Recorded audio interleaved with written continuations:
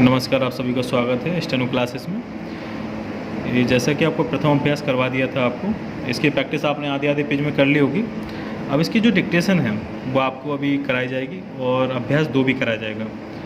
एक कमेंट आया हुआ था, खुमेश छात्र हैं जो, उन्होंने पूछा हुआ था कि डिक्टेशन लिख तो लेते हैं लेकिन अनुवाद करने में दिक्कत आती है, वर्ड पहचान नहीं पाते वो। तो खुमेश ऐसा है कि जैसे कि हम कोई वर्ड बना रहे होते हैं तो उसमें हमें देखना होता है कि कठिन वर्ड, वाक्यांश, सर्वनाम, सब चिन्ह, इनकी हमें प्रैक्टिस सबसे अच्छी लेवल पे आगे करनी पड़ती है। यह हमारा बेस किस लेवल पे है, कितना हमने मेहनत की है शुरू में, उसके आधार पर होता है, तब जाकर हम वर्ड को आसानी से पहचान सकते हैं। तो आप कोशिश ये करें कि कठिन से कठिन वर्डों की प्रैक्टिस करें और वाक्यांश की प्रैक्टिस करें, सर्वनाम की, शब्द चिन्ह की। जब शब्द चिन्ह और वाक्यांश जल्दी बनने लगेंगे तो हम किसी भी वर्ड के लिए, कठिन वर्ड के लिए समय दे सकते हैं लिखने में।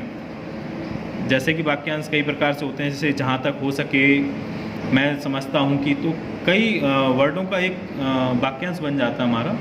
शब्द चिन्ह भी रफ्तार में लिख रहे होते हैं, जैसे कि स्वतंत्रता हो गया तो बड़ा शब्द चिन्ह छोटे में लिख दिया। तो अब जैसे कोई शब्द आता है इसके बीच में तो हम आसानी से एक टाइम निकाल के हम उसको बना सकते हैं, है ना। और कोशिश ये करें आप कि कठिन से कठिन वर्ड को आप प्रैक्टिस करें पहले, और जिस डिक्टेशन को आपने इसे लिखा है और उसकी हिंदी नहीं हो पाई तो आप कोशिश ये करें कि उसमें देखें कि कौन सा वर्ड मुझे दिक्कत दे रहा है, कौन सा ऐसा शॉर्ट हैंड है जो मेरे बनाने के बाद नहीं आ रही। उसके बाद आपको धीरे धीरे आपको आने लगेगी, एकदम से शॉर्ट हैंड में तो नहीं आता, उसमें तो फिर प्रैक्टिस ही चलती है पूरी। कोशिश ये करें कि कठिन वर्डों की प्रैक्टिस करें, शब्द चिन्ह, सर्वनाम, वाक्यांश, इनकी सबसे ज़्यादा प्रैक्टिस करें आपको धीरे धीरे लिखना आने लगेगा। अब आपको ये डिक्टेशन बताते हैं। डिक्टेशन लिखने का तरीका तो आपको मालूम ही है। डिक्टेशन के पहले आपको पता है पैरा का प्रयोग कर लेते हैं। अब डिक्टेशन लिखते समय कोशिश ये करना चाहिए कि डिक्टेशन जब बोली जाए तो बीच में ना तो आपको रोकना है, डिक्टेशन को लिखते चले जाना है, ठीक है ना। स्टार्ट करते हैं डिक्टेशन को। स्टार्ट। मेरी टीम जीत गई। पेड़ के मूल में पानी दो। मूसा भाग गया। वह अफीम खाकर मर गया। सेठ जी ने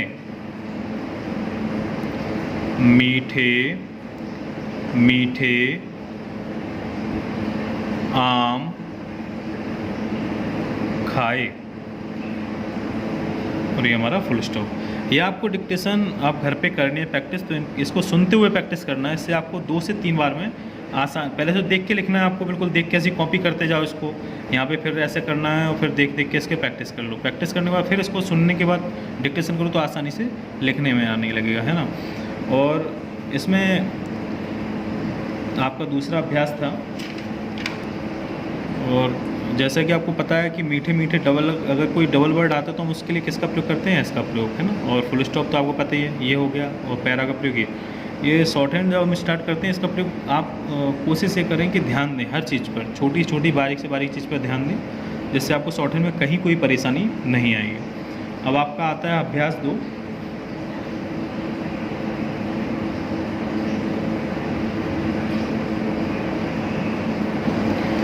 तो अभ्यास 2 में जो है पहला पॉइंट है, एक आदमी पेड़ पर था, ठीक है। दूसरा है, राम के चाचा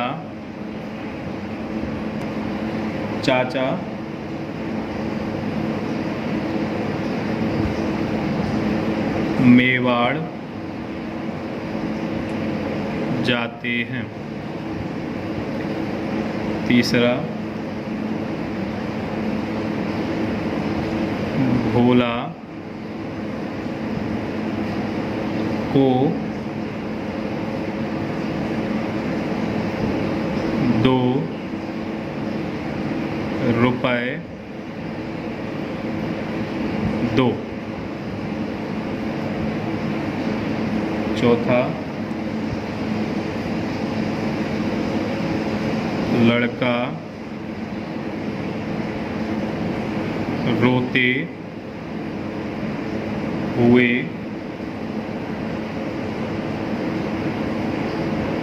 भागने लगा।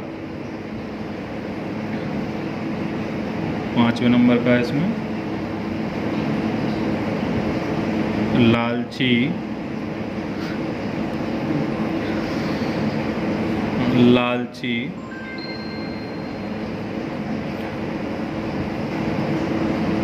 पुरुष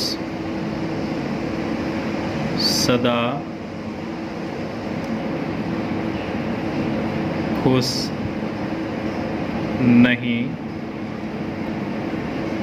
रहता है।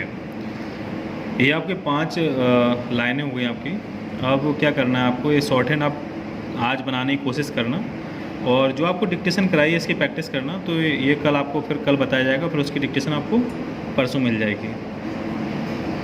इसमें आपको बता दिया था कि संख्याओं के लिए हम क्या करते हैं, जैसे सबचिन्ह होता है 1 और 2, ये आपके पास सबचिन्ह लिखें, ये हमेशा किसके लिए प्रयोग में आएंगे, संख्या, ठीक है ना। जैसे इसमें आया भोला को 2 रुपए दो, तो 2 क्या है, संख्या हो गई 2 रुपए के लिए, और ये देने के लिए बोल रहा है, तो इसमें हम संख्या का प्रयोग नहीं करेंगे, 2 पूरा बनेगा, ठीक है ना। और आपकी कोशिश ये रहे कि सबचिन्ह जो है अच्छी तैयारी करें सबचिन्ह की आप, क्योंकि आपको शुरू में भी जो बताया है कि सबचिन्ह एक जो है महत्वपूर्ण इसका आधार है सबचिन्ह, और आपको धीरे धीरे जैसे जैसे आप आगे बढ़ते जाएंगे आपको सारी जानकारी धीरे धीरे देते जाएंगे।